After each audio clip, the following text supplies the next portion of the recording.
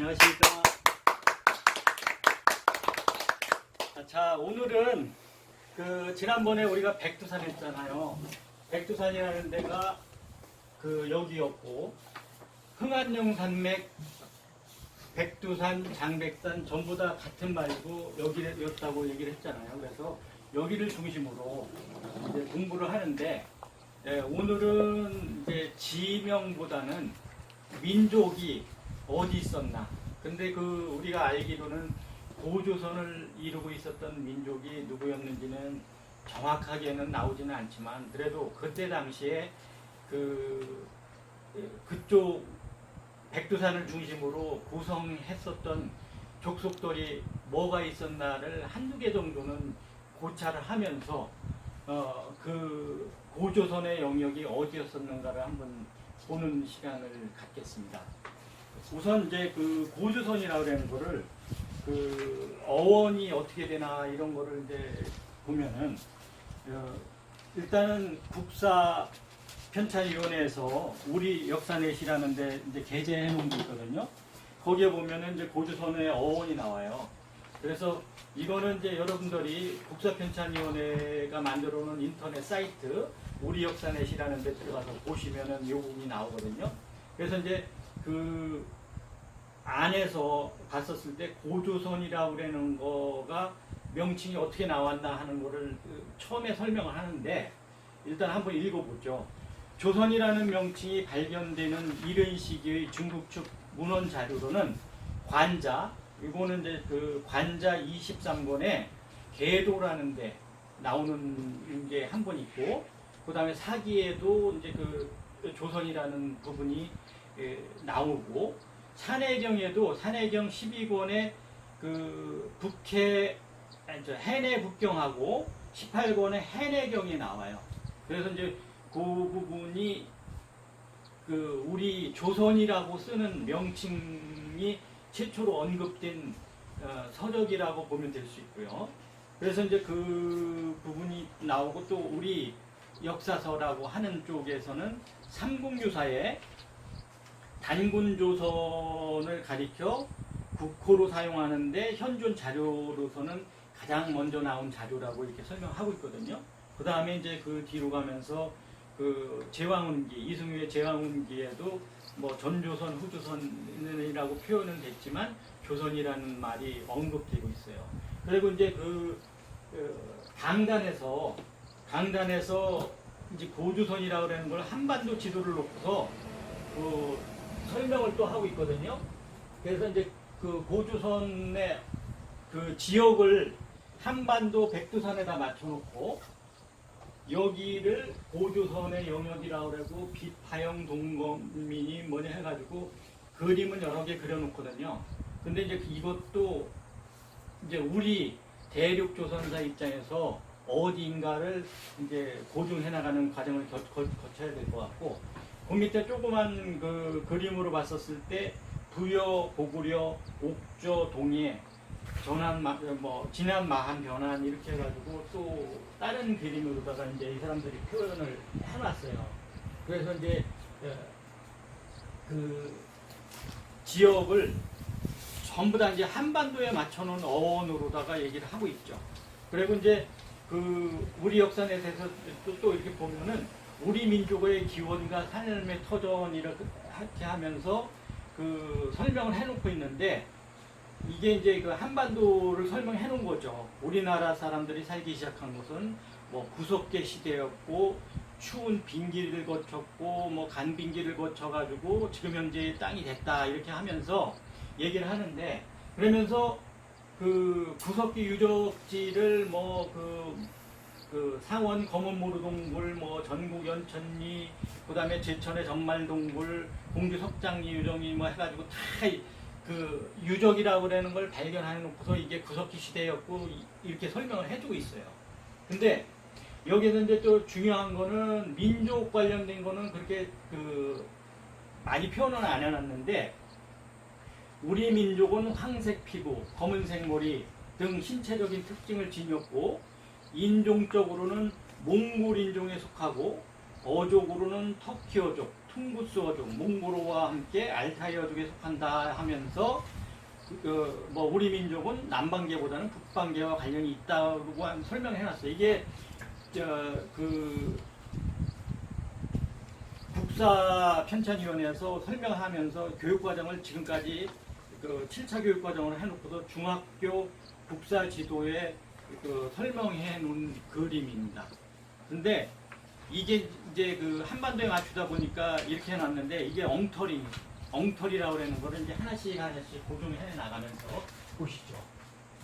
그 다음번에 보면은 고조선 시기의 세계사를 한번 보세요. 세계사를 보면은 참 우리는 그때 당시에 구석기 시대였고, 구석기 시대라 그러면은 뭐 상원에 무슨 건문무로 동물이니 뭐 해가지고 전국 연천리 구석기 유적이라고 하면서 거의 보면은 마제석기 뭐 타제석기 뭐 이런 거 해놓고서 이게 구석기 신석기 구별을 해놓거든요.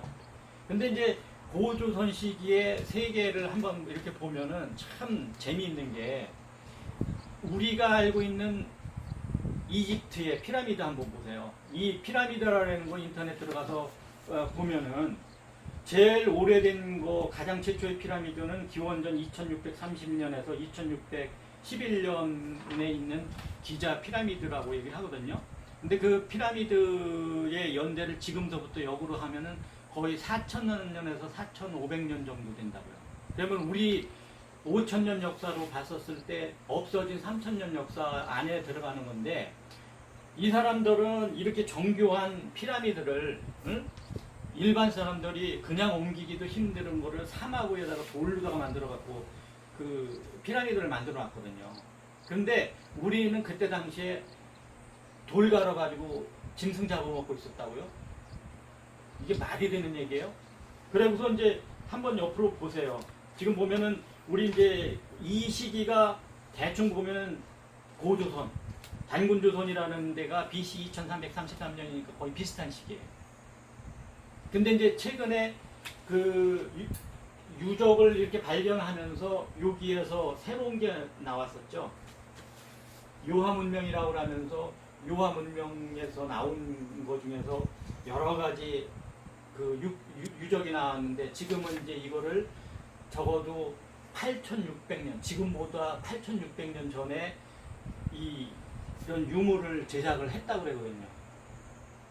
그래 놓으면은 우리 5000년 정도 됐었을 때 우리는 신화로 치부를 하면서 그 안에서 마늘 먹고 쑥 먹고서 사람이 되는 과정에 있는, 그런데 여기에서는 요하문명이라고 하는 아주 세밀하게 가공된 어떤 유물이 나오고, 그 다음에 이쪽에 이집트에서는 피라미드를 만들고 할 정도의 문명을 갖고 있는 사람들이 있었을 때는 고조선은 우리가 생각하는 창피한, 그때 당시에는 적어도 문명사에서는 아주 뒤떨어진 어떤 문명으로 치부하게 현재 반도사학에서는 만들어 놨어요.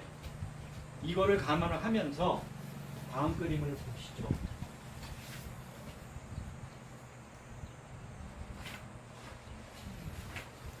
이게 이제 관자 아니면 산해경 사기에 나타나는 조선, 이게 이제 고조선이죠. 관자 23권에 보면은 계도편에 이 발조선이라는 얘기가 나와요. 발조선이라는 부분이 나오는데, 이제 발하고 조선하고 다른 나라인지 같은 나라인지는 잘 모르겠어요. 그렇지만 여기에는 이게 이제 제환공이 사이가 이제 불복하는데 어떻게 했으면 좋겠느냐 그랬더니, 이 발조선이 내조하지 않으면은 이 호피나 뭐 이런 걸 줘가지고 설득을 하면은 비록 멀리 8000리 밖에 있는 그런 나라지만 와서 조회를 할 것 같다 하면서 얘기를 해주는 과정에 관자에서 나오고, 그 다음에 산해경에 보면은 해내 북경에는 뭐 조선은 열양의 동쪽에 있는데 바다의 북쪽이고 산의 남쪽이다 뭐 이렇게 하면서 조선이 한번 나오고, 그 다음에 해내경 편에도 보면은 동해진해 북해지우 유명왈 유국 명활, 조선 이렇게 해가지고 나오거든요. 그러니까 그 조선이라는 부분이 산해경, 관제에도 나오고 또 사기 조선열전에서 보면은 물론 사기만이 아니고 다른 데도 이제 조선 관련된 건 많이 나와요. 근데 이제 여기에서는 그 연인이라 이제 위만조선 관련된 거가 나와가지고 그 조선 초기에 대한 거는 그 우리가 그 중국의 사적에서 볼 수 있는 그런 게 있습니다. 이제 그 고조선 문명권 형성 관련해 가지고는 이제 이게 그 신용화 교수가 쓴 거 중에서 그 서머리 일부를 제가 찾아가지고 여기다가 해놨는데 그 이제 강간의 대표적인 분 중에 하나죠. 그런데 이분이 써놓은 거 보면은 고조선 국가는 영역이 요동요소로 넓어짐에 따라 다수의 부족은 후국제도를 통해서 통치했다. 그러니까 조선이 중앙정부고 그 주위에 있는 데는 다 제후국이라고 얘기를 했어요. 그러면서 제1형의 후국이 있고 제2형의 후국이 있는데 1형의 후국은 우리 이제 한반도에 맞춰놓은 예맥, 부여, 옥저, 고려, 진, 숙신 등으로 이렇게 해가지고 한 그룹을 만들어 놨고, 그리고 제2후국이라면 변방후국이라고 하면서 동호, 오환, 선비, 해, 오손, 유연, 산용, 돌궐, 시리 등이 포함된다고 이렇게 설명을 했어요. 근데 이제 여기서 이제 그 오늘 주안점 중에 하나가 뭐냐면은 여기 보면은 오환이나 선비 같은 경우는 한반도 부처에다가 지도를 만들어 놓고 그려놨어요. 그래 놓고 부여도 그려놨는데 여기에서 좀 멀리 떨어져 있는 오손이라는 것도 여기 포함을 시켜놨거든요. 이게 이제 강단에 계신 분들이 그 오환하고 오손하고 어떤 관계냐라고 그러는 걸 설명하라면 설명 못하고, 아니면은 알면서도 한반도에다가 그 조선사를 맞추기 위해서는 이걸 설명을 안 하고 있어요. 그래서 오늘의 주안점은 이 오환 선비하고 오손이 어디 있었는가를 보면서 그 우리의 대륙사를 어떻게 가야 할 것인가를 더 심도 있게 연구하는 그 과정을 갖겠습니다. 그 강단에서 이제 교육하는 그 지도들이 여러 가지가 있는데, 이거는 이제 여러분들이 지금 그 강단에서 아니면은 초등학교, 중학교, 고등학교 역사서를 이렇게 뒤져보면 여러 가지가 있어요. 그런데 어차피 이 강단에서 하는 거는 고조선을 여기다가 맞춰놓고 있습니다. 여기다 맞춰놓고 있고, 그 다음에 부여나 예매, 옥저, 동해, 진국 뭐 전부 다 이게 한반도에 갖다 맞춰놨거든요. 그래놓고 이제 중국에 있는 그 고조선 그림도 보면은 여기를 고조선으로 해놓고, 그 다음에 이제 그 중국 여기 전체를 뭐 춘추오펜이 전국 뭐 칠웅이니만 해가지고 전부 다 갖다 맞춰놨는데 이 부분도 엉터리란 거죠. 엉터리인데 우리는 수십 년 동안 그 강단에서 배우는 그 역사책을 갖고서 공부를 했고 전부 다 한반도를 기준으로다가 하다 보니까 그 우리 고대사의 강역을 넓힐 수가 없었던 겁니다. 그래서 이제 그거를 이제 반도사에서 맞춰가지고 이제 그 오원 선비라고 그러는 거를 설명한 그림들이 여러 가지가 있어요. 근데 이제 대표적인 그림 중에서 요거 하나를 보시면은 흉노는 위치가 엄청 큰 범위를 차지하도록 만들어 놨으면서도 흉노 자체가 여기가 아닌데도 여기다 그려놨어요. 그리고 오환하고 선비를 그려놨는데 오환은 밑에 쪽에 선비는 위에 쪽에 해놨는데 지금의 흥안정 산맥 여기를 중심으로 해놨어요. 그리고 이쪽에는 오환을 그려놨고 여기를 선비라고 해놓고 이 대흥안정 산맥을 선비산이라고 지금 강단에서는 얘기를 하고 있습니다. 근데 지난번에 백두산은 어딘가 할 때 이 백두산의 위치가 여기고 이 백두산하고 연결돼 가지고 이쪽에 샤안산맥이라고 그러는 거 있는데 여기가 선비산이 될 수 있는 거예요. 요거는 왜 그러냐면은 이 뒤로 넘어가면서 보시는데 일단 반도사에 맞춰가지고 중국 고금 지명 대사전도 설명을 해놨어요. 여기에서 보면은 그 중국 고금 지명 대사전에서 보면은 오환이라고 그러는 거는 오환이라고 하기도 하고 동호의 별종이기도 하고 한초에는 흉노가 이 오환을 멸망시켰다. 근데 오한산에 그 의지해가지고 있다 하는 것을 설명을 해놓고 있거든요. 그런데 그 오한하고 오손하고 관계는 조금 더 있다 보더라도 오손이라는 걸 먼저 보시죠. 중국사에서 보면은 중국 고금지명대사전이나 위키나 이렇게 공이 설명하는 거는 이 오손이라고 하는 거는 아까 신용화 교수가 제2군영으로다가 이 변방 지역에 조선의 변방 지역에 오손이 있다고 얘기를 했어요. 분명히.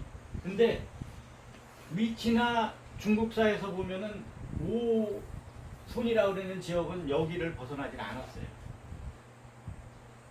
그러니까 지금 현재 이리하나 이쪽 신강이 그러자치고 여기에다가 그 오손이라고 하는 걸 비정을 해놨고 그림 밑에 보시면 두 가지가 있지만 두 가지에 그 오손이라는 지역은 바라슈 호수 있는 오른쪽에 를 중심으로 해가지고 오손을 해놨거든요. 그리고 오손이라고 하는 건 움직이지 않았어요. 중국 지도에서도. 그리고 유럽 지도에서도 보면은 그러니까 영어로 해놓은 그 자료에서도 보면은 오손이라고 해가지고 바라슈 호수 근처 여기에 오순국이 있다고 설명해주고 있거든요. 그리고 고금지명 대사전도 오순국은 신강위로 자치구에 있는데 그 온숙현 북쪽에 있다 해가지고 분명히 여기도 얘기를 해주고 있거든요. 그래서 오손이라고 하는 게 변하지 않고 있고 마치 골륜산맥 마냥 골륜산맥도 여기가 아니고 이쪽으로 올라갈 수도 있지만 여기다가 확정시켜 놓고서 보시면은 반도사에 맞춰서 이게 그 위키에 들어가서 보면은 오손이라고 그러는 거는 분명히 여기다 그려놨는데 오환이라고 그러는 거하고 이 지역을 훈민정음으로는 다르게 설명해놨어요.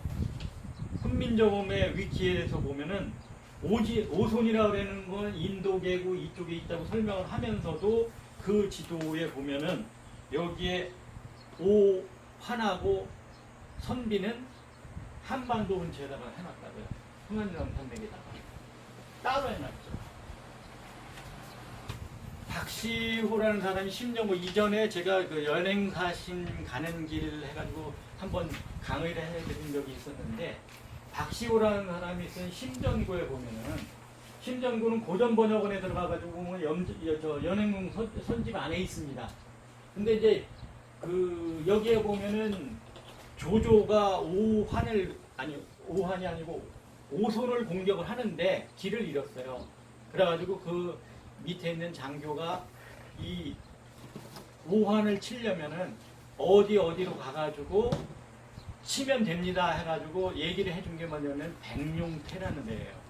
백룡태라는 데를 거쳐서 그 어떻게 빠져나가면은 이 오손을 공격할 수 있다고 그랬는데 이쪽에서도 중요한 게 백룡태입니다. 백룡태가 다른 거 역사가 다 동쪽으로 옮겨갔지만 신강에 있는 그 백룡태만은 옮겨가지가 않았어요.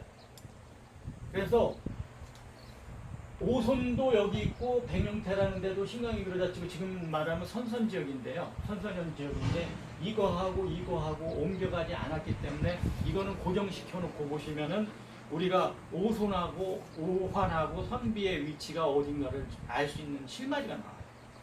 그래서 이 또 한 가지 선비가 있으면 선비산이 있어야 되고 오환이 있으면 오환산이 있어야 되고 오손이 있으면 오손산이 있어야 되잖아요. 이 수경주라는 거를 보면은 수경주에도 그 선비산의 위치를 설명해 놓은 게 하나 있거든요. 수경주 2권에 보면은 하수 부분에 이 선비산의 위치를 얘기했어요. 그래서 선비산의 위치는 그 황수는 역시 동쪽으로 흐르니 그곳이 금성하, 즉 적석산의 황해이다. 이게 어디냐면 금성하라는 데는 금성이 난주입니다. 난주 있는데요. 그 다음에 또 한 가지는 그 황해는 금성현에 이르러서 금성하라고 불렀고 수나라 때 땅의 명칭이고, 그 다음에 석시서역기에 일컫기를 내란에서 동쪽으로 흘러가는 물이 땅속으로 스며들어 용사태까지 흐르니, 용사태라는 게 백룡태예요. 그쪽까지 흐르니 그곳에서 dun항 동남쪽 40리에 위치하며 아우간의 선비산에 있다, 이렇게 나오거든요. 뭐냐면은 이 황하가 이쪽에서 흘러가지고 이 지금 포창에 이쪽으로 흘러서 밑으로 내려가가지고 그 황하가 흐르는데, 이쪽 지금 말하는 기련산에다가 선비산이라고 갖다 붙여놓은 거예요. 수경주는. 그러니까 이 선비산이라는 것도 이 수경주로 봤었을 때는 여기가 선비산인데 1차 이동했겠죠. 그래 놓고 이 선비산이라는 게 다시 한반도 조선사에 맞추면서 흥황면 산맥 그 중간으로 뭐 2차 내지 3차 이동을 하면서 선비산이 왔겠죠.